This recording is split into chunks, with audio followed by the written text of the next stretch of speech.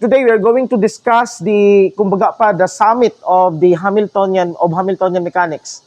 So we are now at the summit. It's meaning the highest form of formalism of Hamiltonian mechanics, which is we want to convert that in the original Q and P space. We have here Hamiltonian as curves in 2 dimensions or surfaces in higher dimensions.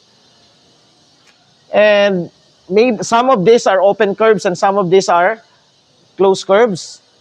Okay, some of them bounded, some of them are not bounded.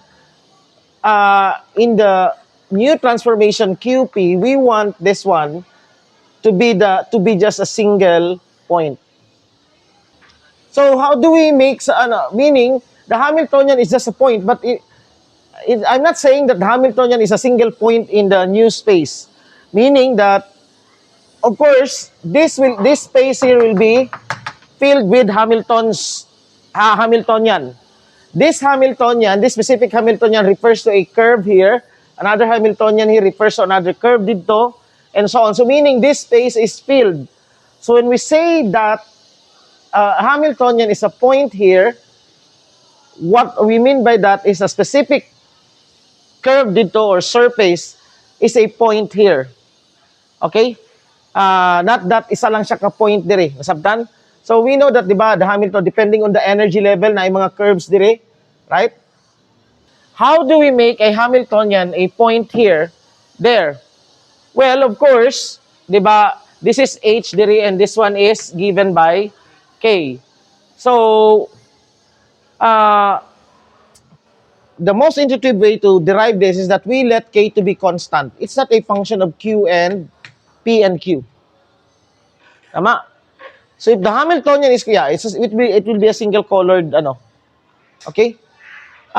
If the Hamiltonian is constant, or the Hamiltonian is constant, this is the simplest. This corresponds to a point. Nganong point man, for every paired PQ dire, okay, you get a Hamiltonian that, dito. Nganong, okay, sige daw, if this is constant, nganong mahimong point ang Hamiltonian? Notice that for any constant, you have, or actually, much better, we can just set this to be 0. Okay? Actually, a constant will do. Unsay mahitabo sa, sa QP, QI. QI now will become, this is partial K over partial PI, right? And since Hamiltonian is constant, this means this is 0. And you have PI, this is dot, and this is dot. So this is partial K over partial QI negative, and this is also 0. So that means here that we have our solutions are, unsa may form sa atong solution dire? Okay, no. It's just a constants. Okay? Meaning pag ana nimo na kay constants ra, okay? So kung ana man gud in every specific point QP, QI, PI, okay? What is the value of the Hamiltonian? That would be, in our case, this is 0. Okay? Or we can just set this to a constant. From this one, how do we encode this one in the equation? Dili na ko ipakita ang sayo na kay ni sayo pilaran ni ka linya, pilaran ni ka lines of equations, no? To derive this one. You start with S equals katong sa sa L. Di ba L dt? Okay, so I want you to diretso na ako ang form. If this is 0, okay. What was our ato ang generating function, di ba? Naatay for all types sa ato ang generating function. What was the equation? For all types of that, you have type 4 generating functions, di ba? For all types, we have this equation. K is equal to partial, H plus partial f over partial t in all form. So if this is 0 here, this must be equal to 0. Okay? Now, we now identify this f as lain-lain siya form karon sa kada, di ba natin upat ka form. Okay, we can actually take the, since our next example will be needing the tawag gani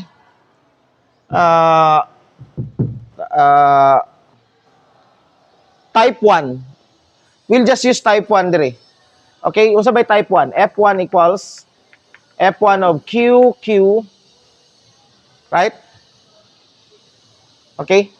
So, sa ato pa, what is PI? PI is partial F1 over partial Q, right? QI. That would be our P1. So, sa ato pa, we can, in order to do this, we will replace the Hamiltonian by, instead of, okay, from this one, our Hamiltonian now will be a function of QI and partial, okay, we will now be replacing this by S. Okay?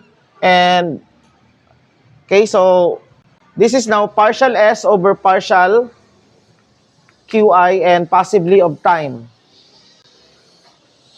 Okay? And then, mo niya tong Hamiltonian, what would now be our equation?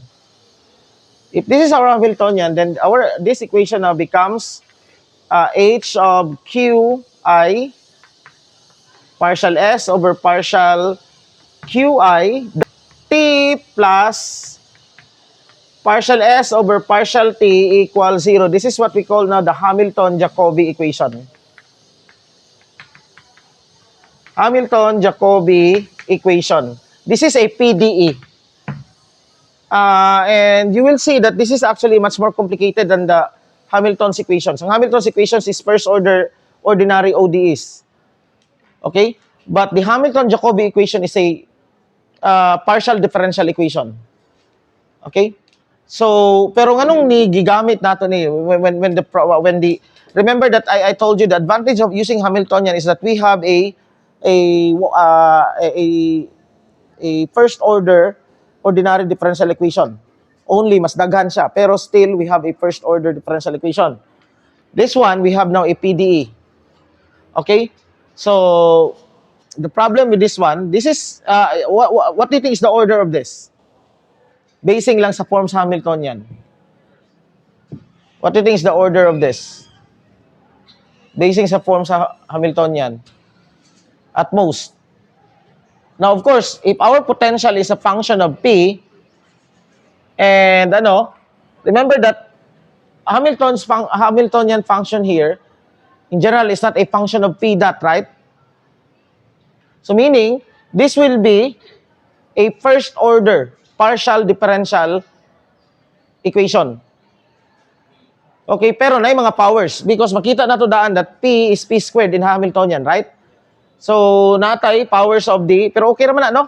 Mas okay man ang, tinuod lang, layo ra kaayo. If you have this one, partial f over partial x squared, partial f squared, which is easier to solve? This or partial squared f over partial x squared, which is easier? Asay mas dali i-solve? Kani or kani? No, let's say dili ang form. Just look in general, on the average. Where would you want to, Okay? This one. Because this is first order. All you have to do is take the square root. Tama? Right? Kani? Na. That is a second differentiation, right? So, this is much better than this one. Okay? Now, of course, wala na ako gidaghang kuan diri no kay mahurot atong oras na ako i-discuss na ako i-example karon nga I think medyo taas-taas ni siya.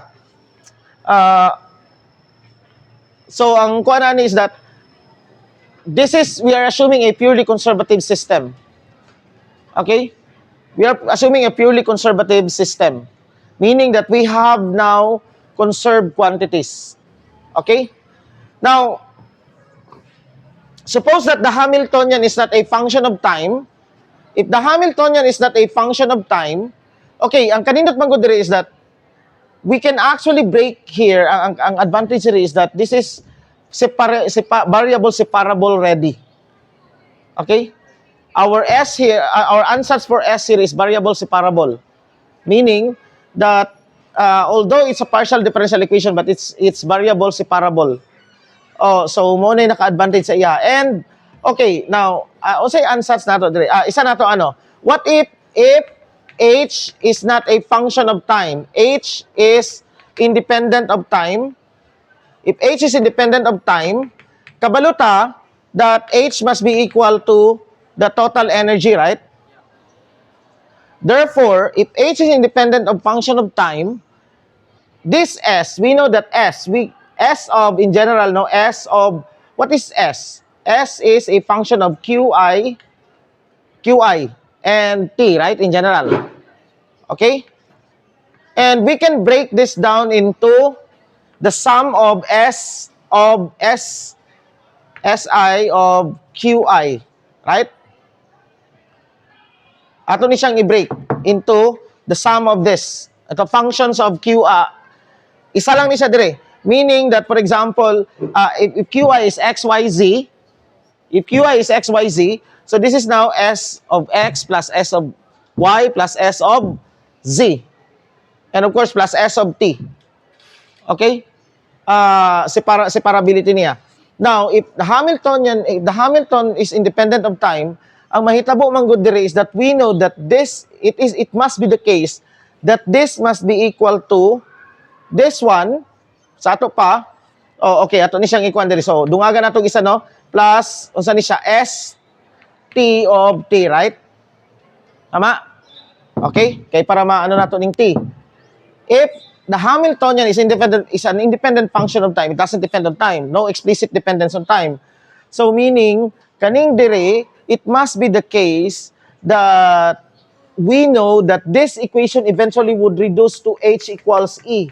Therefore here, partial S over partial T must be equal to negative E. Tama? Right? Tama? So therefore, if it is independent of time, sa ato pa, ST of, therefore this implies that ST of T is equal to minus E times T. Okay? So, sa ato pa, automatically, kung ana, meaning that you can just write here, minus E of, E times T. Not, okay, now let's solve this for the harmonic oscillator. Of course, paborito ginato ng harmonic oscillator, no? We always begin when we have a new formulation, we always start with the harmonic oscillator because of course, it's the easiest way to solve that. Easiest, may mas dali dira, pero ang harmonic oscillator magod is relevant in all of physics. So, for the harmonic oscillator, what is the Hamiltonian? We have now P squared over, ato lang gamito ng M equals 1, ha? Okay? For the harmonic oscillator, this is now P squared over 2M plus 1/2 omega squared Q. X squared. Right?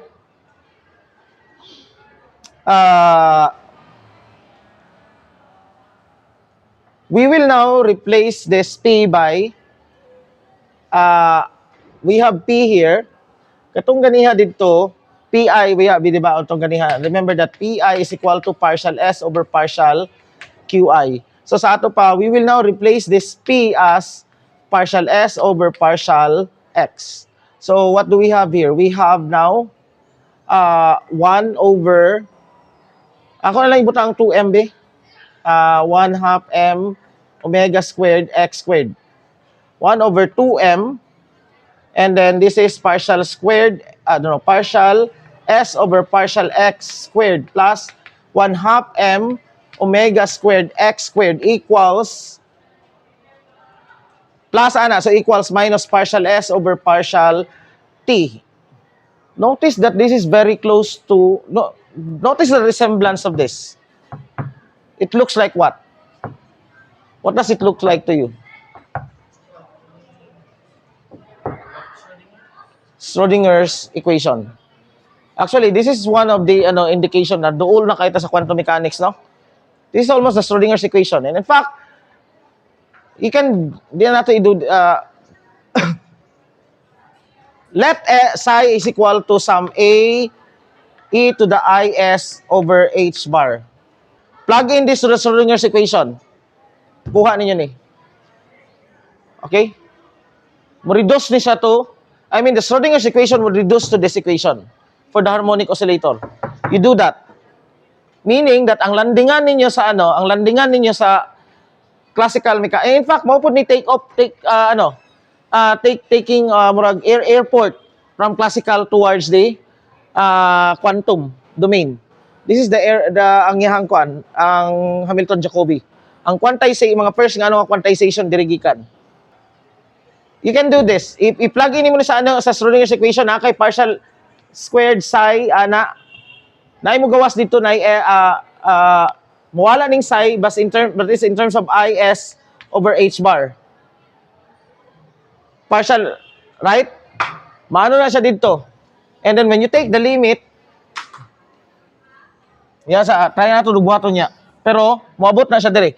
This is now very close. This is almost this Schrodinger's equation. Only that the Schrodinger's equation, this is second derivative. Tama? Second,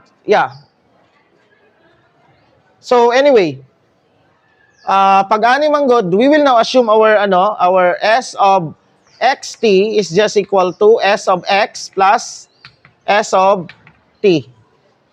So this now becomes 1 over 2m times, this is d, mahimo na ng d, right?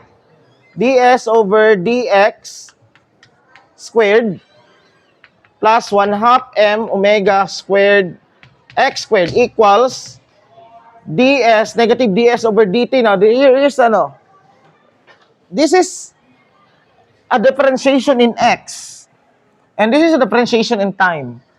The only way that for these two to be equal is that this must be constants, right? Because this involves differentiation in x, right? And this involves differentiation in t. So therefore, the only way for this equation to be true is that both of this must be equal to some constant, right? Okay, so we will let this constant, our first constant as alpha 1. Alpha is the usual, ang uban gagamit og beta, pero ang common is alpha. Okay, so sa ato pa, we now have okay, by the way, this is S1 and this is S2. So this is S1 and this will now be S2. Okay? Dapat dahil nato S1 ug S2 ganihan, no? S1 and S2. So from here, masolve dahil natong S2, right? S2 is just equal to minus alpha t plus some constant, right? Nasabtan? This is alpha 1, so our next constant will be alpha 2. Okay? So nasolve na dahil nato ang first nga equation. And in fact, if we apply this one, we would know that this alpha is just E. Ano siya dire, oh? Diba? Diba, is the Hamiltonian independent of time? Yes. So, in fact, pwede natin siya ma-set as E. Right? Ako lang gi-ani sa daan kay para, because this is a general case, alpha, no? So, meaning E, so, this one now is, this is minus, okay, dili di ay. Kay negative E man ni, no? So, okay, sakto, yeah. This is negative man. So, dapat na negative diri, no? Oh, yeah, na-retrieve na to, diba? Minus S plus alpha 2. Okay? In fact, pwede na to gamiton alpha na lang po, no? Since we already have that form. And what is for S? S now this is now equal to, okay, this will become a familiar equation sa inyo, ha.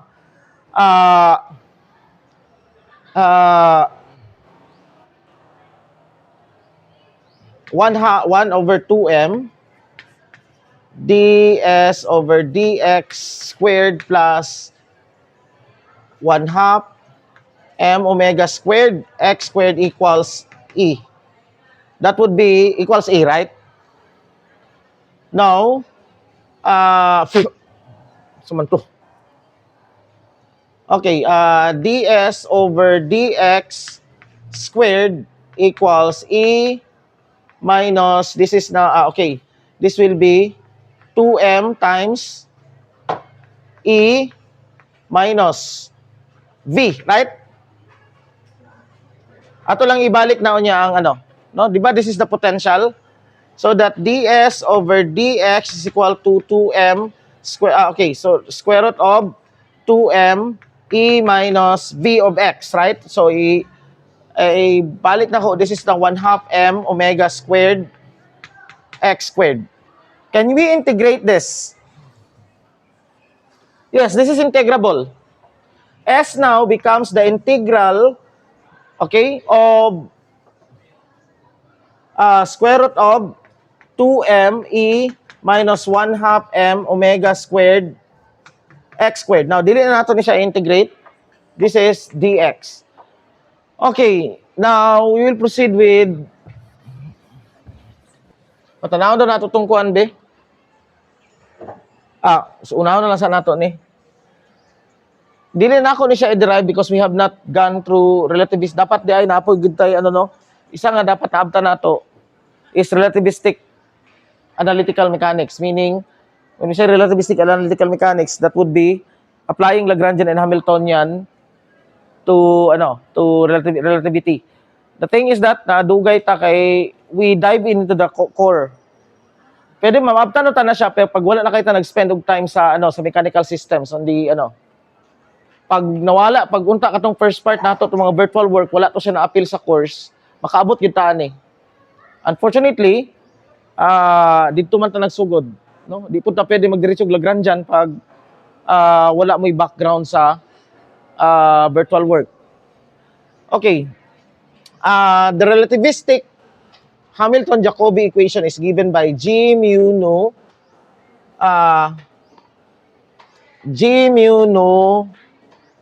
P mu P nu plus m squared equals 0.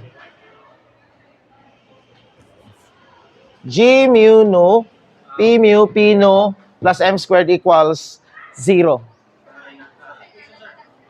This is the Hamilton-Jacobi relativistic Hamilton-Jacobi equation. Dawata na lang sana ninyo dire. Okay? Basta mao na siya, no? Taas na siya derivation diya. Napa na itong gikan na siya sa kuan sa some sort of dispersion, special relativity na siya makuha. Sa special relativity, that's n mu no, katong flat metric, but of course you can just generalize that one to general relativity by using G mu nu. Okay?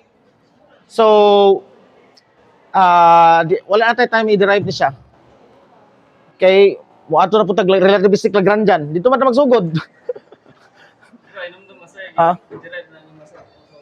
Sa kanya. Saang?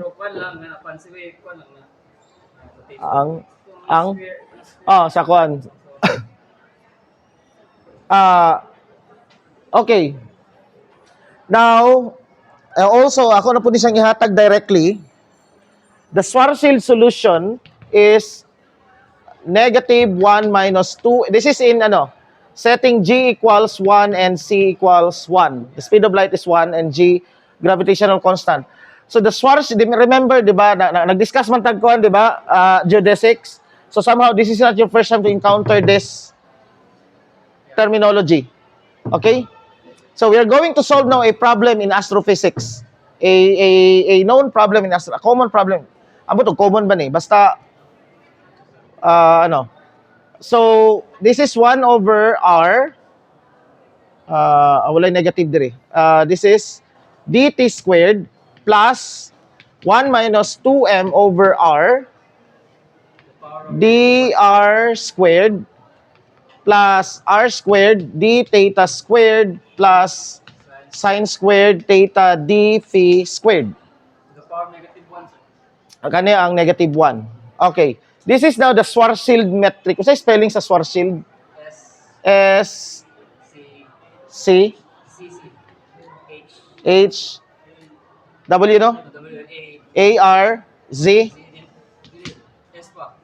S Z S ano eh? Suda po na niyo eh. Shield metric. This is the first solution to general relativity. Schwarzschild metric. It's read as Schwarzschild metric.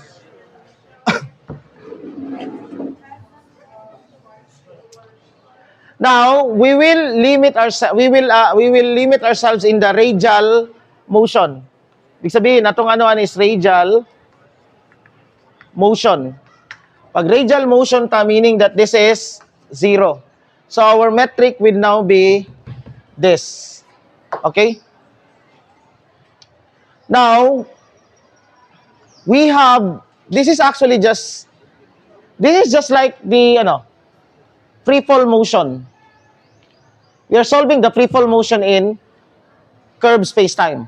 But not only as just a curved spacetime, we have a spacetime in which endowed with a Schwarzschild metric.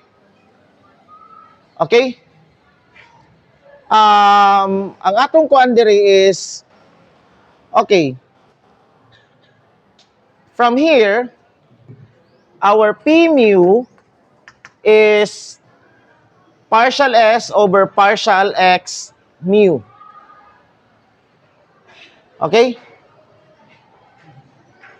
So, sa ato pa, kani, by the way, these are G mu no. Kanino? G mu no.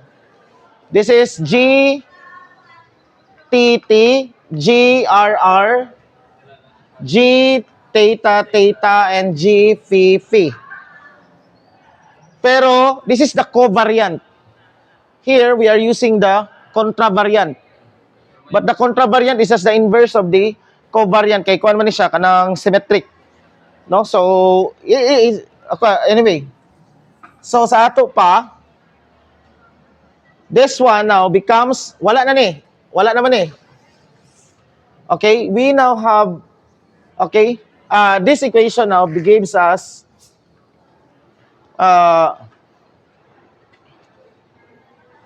the inverse of this, that would be minus 1 minus 2m over r,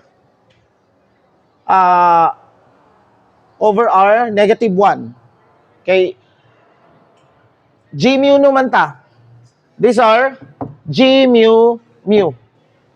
Okay? G mu no. Covariant ni siya. These things here are G mu no. Our equations are kani. But of course, we know that the matrix formed by G mu no is just the matrix formed by G mu no inverse. Okay? And since our G mu no is kanaganing kuan siya, kanang diagonal, then automatically the inverse of the elements is equal to the inverse of the matrix is equal to the inverses of the elements. Yeah, formed by the, okay, so one is siya. And then we have P mu. What is, okay, we can write this now as partial S over partial, okay, ato sa ding i-kuan. Before writing this, ako sang isulat ni siya para klaro, no? From here, wala na tanong, erase ba? This now equation becomes G mu nu, partial S over partial X mu, partial S over partial X nu, plus M squared equals 0. In fact, actually, ang truest form yun ani, in the language of is, this is actually, in the, kuan man gud ni siya, this is the Hamilton-Jacobi, pero dili pa siya makita ang Hamilton-Jacobi diri. You can write it in Hamilton-Jacobi. This is really, what the Hamilton-Jacobi is this. G mu no partial mu S partial nu S plus M squared equals 0. This is the Hamilton-Jacobi, relativistic Hamilton-Jacobi equation. That one there. Okay? So, if we are going, kanisya, we will assume now an equation nga S of T and R. T and R na lang ni siya, right? Wala naman yung dire. This is now S of T, but then we will use katong theorem ganiha. Since our metric is not time dependent, okay, we have a static metric. Since our metric is time dependent, meaning this is just minus E T plus SR of R. Okay? Now, of course, when we plug in this one, we know that kanisya, this equation now, okay, tanawin ninyo ni tarong isa-isa. Kanisya, diri sa ta, G mu no. Asa ta magsugod sa TT, no? Wala man gud tay TR, T theta, okay? RT, wala ta ana. Because itong matrix is diagonal, zero na siya diri tanan. So, dili na siya mo kuan. O, paminaw, especially those who are working in astrophysics. This is actually a, now, dire, ato ni siyang Muman, baka nato ni ron. Muman lagi ni. Tutar mo taman? Ato din ko anon. Okay. Pagkahuman ani, this is now G mu no. Alas 3 mo na yung klase. Friday biaron. Exam sa? Rizal? Okay, G mu no is okay, negative 1 minus 2m over R. Yan na. So this is now okay, this becomes this is negative 1, right? Times ds so mas square ni siya. Sa ato pa this is now d partial s over partial t. Mao ni siya actually atong ginakuha. So may mong partial s over partial t. So what is partial s? Mao ni siya. So sa ato pa this becomes now e squared plus asa na to? Kani 1 minus 2m over r pero inverse ana. So kana lang no? Times dsr over dr squared equals negative m squared. From here, okay, ako na lang idiretso. Murag memorize pa man ako. Ay, dili na ako memorize ni dugay na ni na solve. Sa isang ginato ni siya. Okay, ano na lang, ihatag na ako sa inyo ha. From here, ma-isolate na to ang dsr over dr. Okay? Equals sa integral ana. Now, we go back para makuha tong action. Dapat diri lang dito nagdiretso.